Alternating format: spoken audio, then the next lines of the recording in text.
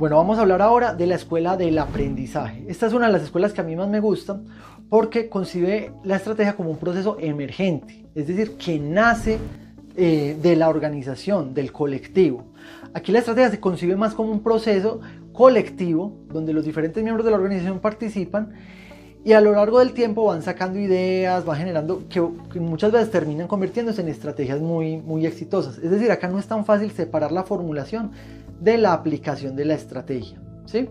Ahora, esta escuela es de corte descriptivo, o sea, no pretende darnos una prescripción de cómo debería hacerse la estrategia, sino que es más de corte descriptivo, que pretende decir cómo las empresas en el mundo real recogen su conocimiento, aprenden y a partir de ahí sacan estrategias. Es una escuela más que nos busca plantear qué es lo que ocurre en la realidad. Una historia que nos puede ayudar como a entender esto es el caso de Honda. Ustedes han escuchado hablar de la empresa Honda, pues que tiene motocicletas, carros, ¿sí? Resulta que Honda, cuando llegó a los Estados Unidos, Honda es una empresa japonesa y muy rápidamente, pues en cuestión de unos años, se volvió líder del mercado y desplazó a una empresa que era emblemática, pues, norteamericana en el campo de las motocicletas, que es Harley Davidson, la empresa de motos pues más, pues que tiene mayor prestigio en ese mercado. Y hubo algunos estudios que hicieron empresas como el Boston Consulting Group, donde analizaban el éxito de Honda y hacían unos análisis donde planteaban que supuestamente pues, la empresa hizo un gran plan estratégico, llegó a la organización, pues, llegó a Estados Unidos, hizo unos pronósticos, utilizó unas estrategias de economías de escala que le permitió dominar el mercado y bueno, y sacaron pues como esa historia como una historia de éxito. Pero hubo algunos autores que hubo algo que no les sonó muy bien en la historia como la contaba el Boston Consulting Group y decidieron ir y preguntarle directamente a los directivos de Honda cómo había sido su historia de éxito en Estados Unidos.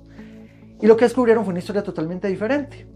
Resulta que Honda, pues una empresa que ya operaba y tenía motos, fabricaba motocicletas en Japón, pero eran motocicletas pequeñas, de 50 centímetros cúbicos, que tenían un buen desempeño, pues un desempeño normal, pero cuando llegaron a Estados Unidos, pues en Estados Unidos ya estaba establecido una empresa muy fuerte que era Harley Davidson. Resulta que cuando Honda llega a Estados Unidos, su estrategia deliberada, planeada, era vender motos parecidas a las Harley Davidson que compitieran con ellas, o sea, motos grandes, fuertes, que resistieran grandes distancias, pero no les empezó a ir bien. Las motos no lograban tener el mismo desempeño que tenían las motos norteamericanas. Pero ellos pues tenían unas motos pequeñitas que eran las con las que trabajaban en Japón y se habían traído unas pues para Estados Unidos para que los empleados de Honda pudieran pues desplazarse en la ciudad, en Los Ángeles. Y a la gente le parecían muy simpáticas estas motos pequeñitas, pero pues ellos no las tenían a la venta. Hasta que un ejecutivo de compras de Sears, pues una gran distribuidora pues, norteamericana, les dijo, venga, ¿por qué no comercializamos las motos de ustedes a través de nuestros canales de distribución? Ellos al principio estaban muy reacios, ellos decían, no, pero ¿cómo vamos a hacer eso si nosotros pues, queremos es hacer nuestra distribución propia y queremos es competir? Y si vendemos nuestras motos pequeñas, pues vamos a dañar nuestra imagen que queremos competirle a Harley Davidson. Pero después de muchas renuencias, finalmente dijeron, está bien, vamos a vender nuestras motos de 50 centímetros cúbicos, que eran motos pequeñas, motos que no gastan tanta gasolina, pero no eran para andar de grandes distancias, pero funcionaban muy bien para un recorrido en un medio urbano. ¿Cuál fue la historia? Que fue todo un éxito. ¿Por qué? Porque ya no, los que quisieron comprar las motos de Honda pues no eran los hombres rudos que querían ir de largas distancias, pero sí personas de clase media que necesitaban ir de la casa al trabajo, del trabajo a la casa, y estas motos satisfacían muy bien esa necesidad. La pregunta aquí clave es, ¿eso fue un proceso de planeación estratégica? ¿Fue un proceso deliberado que las empresas en su sede central en Japón decidieron incursionar al mercado de Estados Unidos y ganarlo de esa manera? No. La realidad es que fue un proceso de aprendizaje. Ellos llegaron al mercado, intentaron de una manera, intentaron de otra, hasta que al final vieron que un producto que ellos tenían podía funcionar muy bien en este mercado. Y eso fue un proceso de aprendizaje. Y muchas de las empresas en el mundo, muchas que hacen estrategias exitosas, muchas veces nacieron así. Nacieron de la conversación de un vendedor con un cliente, o de una idea que se le ocurrió a un operario, o de una de conversaciones que tuvieron ejecutivos al interior de la organización y no necesariamente de un plan estratégico que se formula cada 3 años o cada 5 años, ¿sí? Acá vamos a mirar que hay diferentes teorías que nos ayudan a explicar esta pregunta: ¿cómo aprenden las organizaciones? Las organizaciones, ¿qué es lo que hace que puedan adquirir conocimiento, distribuirlo, interpretarlo de manera compartida y almacenarlo para ser utilizado posteriormente? Entonces ahí, por ejemplo, hay un artículo muy conocido de Praha Lady Hamel que se llama The Core Competence of the Corporation, en el cual ellos analizan cómo las empresas hoy en día no compiten tanto por los productos que hacen, que fabrican, sino por las capacidades.